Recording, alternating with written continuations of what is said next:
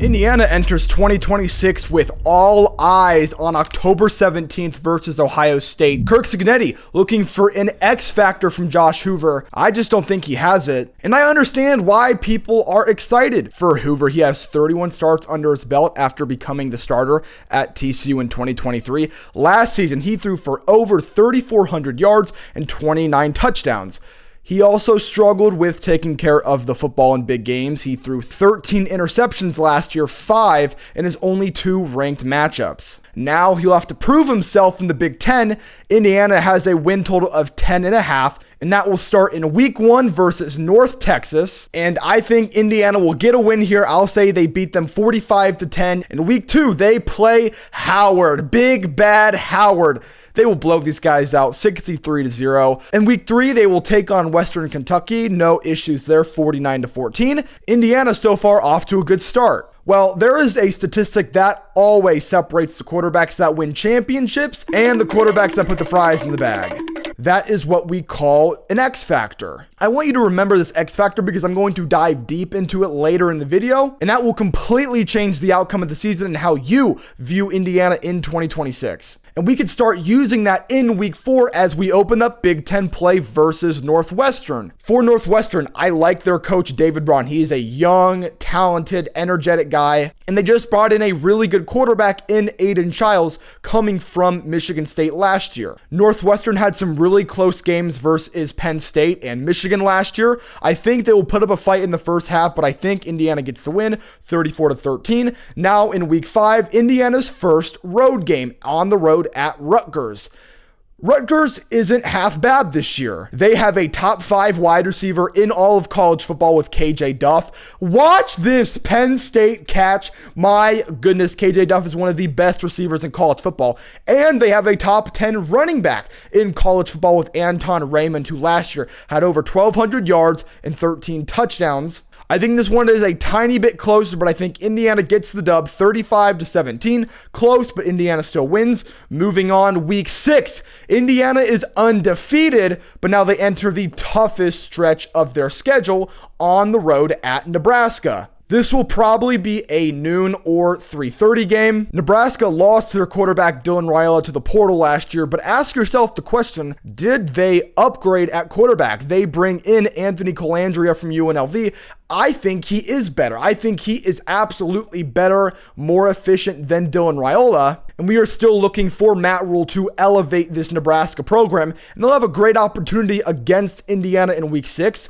It also does not help Indiana that their coaching dips when they're on the road. Sig has put his team in less than desirable moments on the road. Think of Iowa last year. Think of Penn State. Think back to even 2024 when they went on the road to Ohio State and Notre Dame. And with this game being right before the Ohio State game, Nebraska has a real shot of chipping at Indiana, especially early. And if they can build a lead and rely on this defense, I think Nebraska can pull one of the biggest upsets in the country. But ask yourself this, we have seen this multiple times with Cignetti in the fourth quarter. Even if they're down, they always find a way to come back. So I have Indiana winning 27-20, a little bit of a sleepwalk game. And let me tell you this, they cannot sleepwalk this next game, as the Indiana Hoosiers will host the Ohio State Buckeyes in week 7. This is the biggest game in the Big Ten. This is the biggest game in all of college football. It's a rematch of the Big Ten championship, and it is the past 2 national champions facing off in Bloomington. And you can also make the argument this is the top 2 head coaches in college football. So if you don't think this is the biggest game of the year, buddy, I don't even know what to tell you. I am so excited for this game. But remember that X factor I talked about earlier in the video? When you look at all championship level or NFL starting quarterbacks, they all have 2 things in common. First, they all have 30 plus starts in their collegiate career, and they have double-digit starts versus ranked teams. If you look at the past 5 national championship quarterbacks, in 2025, Fernando Mendoza, 35 starts in his career, 14 were against ranked opponents. He ended up being the number 1 pick in the draft, the Heisman winner, and a national champion. In 2024, Will Howard, 44 starts, 14 of them were ranked, national champion, drafted in the 6th round. In 2023, J.J. McCarthy, 28 starts, 8 were ranked. He was a national champion and drafted 10th overall. In 2021 and 2022 with Stetson Bennett, 32 starts, 14 were ranked. He was a 2-time national champion, and he got picked up by the Rams. And now in 2026 with Dante Moore, he has 20 starts, but by the CFP, he'll have at least 32 when they go on their championship run. And Joel Klatt talks about this constantly. 30-plus starts are crucial for having success in today's college football and heading off into the NFL. And Josh Hoover, already coming from TCU, has 31 starts. So he will have over 40 starts if they can make the CFP. The problem is he's only gone up against 4 ranked teams. He is 1-3 in those games, and the only win came against number 23 Houston. And when people talk about this 30-plus start statistic, they always leave out the most important part: how many of those were against ranked opponents. All the quarterbacks that I listed had over double-digit starts against ranked opponents.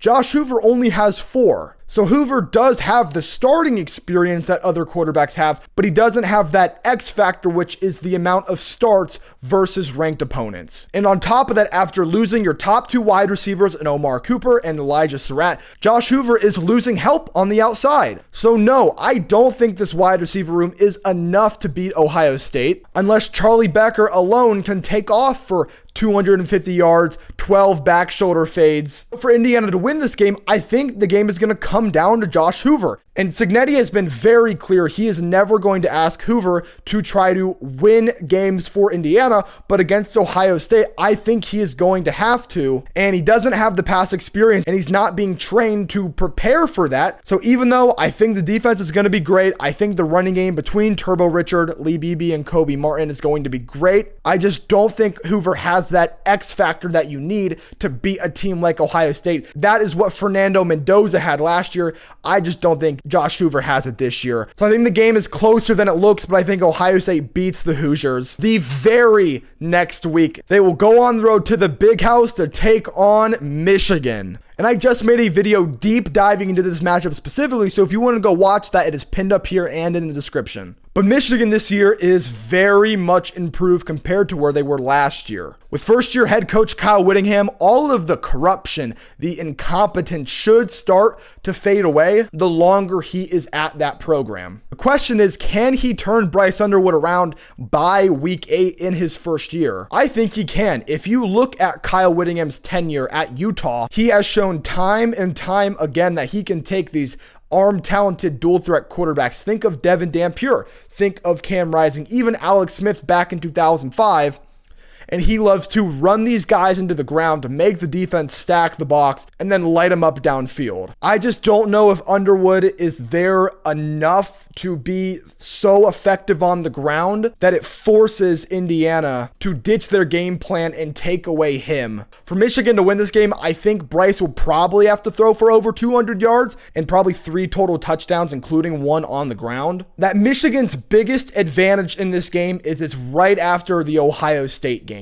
And Michigan at this point could have 2 or 3 losses, and they might be able to catch Indiana off guard in the first half. I think Indiana is a little bit slow in a sleepy noon environment, but overall, I think Indiana rallies back in the fourth quarter, and I think Bryce Underwood gets intercepted on a game-winning drive, and the Hoosiers will beat the Wolverines 26-21. And now in week 9, Indiana maybe getting a little bit of a break, not trying to be disrespectful, but they come back home to face Minnesota. Minnesota does return Drake Lindsey, who was very good last year, but honestly, after how I think Indiana's going to perform in the past 2 weeks, I think they're going to pour it on PJ Fleck. Indiana wins 34-3. And in week 10, Indiana does have a bye week. And if you have not considered subscribing yet, it would really help me out. Thanks. But now in week 11, we ramp things right back up to 11 as they will host USC at home. I think the big question is, can Indiana contain this USC offense? This is the most balanced USC team we have seen since 2016. That was 10 years ago with Sam Darnold at quarterback. And with a combination of Waymo Jordan and King Miller, USC finally is allowed to play complementary football. Their defense has improved enough under Lincoln Riley to be able to take a field goal, punt with 5 minutes left, and rely on their defense. When was the last time we could say that for a Lincoln Lincoln Riley team. And on top of that, I think USC has the best quarterback in the Big Ten with Jada Mayava. I think USC's offense is going to be a greater strength than USC's defense, so I expect this game to be somewhat high scoring. And man, if USC can just get a couple stops in the second half, if they get a lead, I like their chance of running out the clock and just outright winning this game. Lincoln Riley's record on the road at USC is 10-10. That is 500, and he is 1-7 against ranked teams on the road. The only win was against USC in 2022. And trust me, Indiana is better than UCLA. I think this game is going to be very, very close. I think it's going to be high scoring. I think it could be one of the best games in college football this year. But I think Indiana survives at home 34-31, as we are still getting a taste of the Pac-12, as now in week 12, Indiana will go on the road to one of the loudest places in all of college football. That is Seattle, and that is Washington. And ask yourself this: Indiana playing Ohio State, at Michigan, Minnesota, and then USC. Now you have to go on the road to Washington, who has a quarterback that is a nightmare for a defense if you do not contain him. If I am an Indiana fan, this is a game that perks up instantly for me, more than the Michigan game and more than the USC game. And if they lose this game, they are really positioning themselves out of making the Big Ten championship, because they already have one loss in the Big Ten. They might have to go on the road in the college football playoff. And we know the record of teams going on the road in the 12-team era. Remember, Indiana went on the road to Notre Dame and how that ended up. So it is crucial that Indiana wins this game to position themselves better to win a national championship. And with all that being said, I think this game will be close. When you look at the strengths for Washington, it's really DeMond Williams. DeMond Williams is an electric gunslinger that can run all around the field and wait for plays to break down. And if I am Curt Cignetti, when I go to play them, the film that I would probably watch is the Ohio State game last year. DeMond Williams against the Buckeyes tried everything he could to run outside the pocket, extend plays, pull read options, and none of it worked. The combination of Kenyatta Jackson, Arvell Reese, Sonny Styles, even Caleb Downs, DeMond Williams was able to do really nothing on the ground. And Indiana does not have the linebacker freaks that Ohio State had last year. So it's going to be a real question. Can DeMond Williams really take over this game on the ground, pick up crucial third downs in the second half? And if you can't do that, Washington will be able to put up points.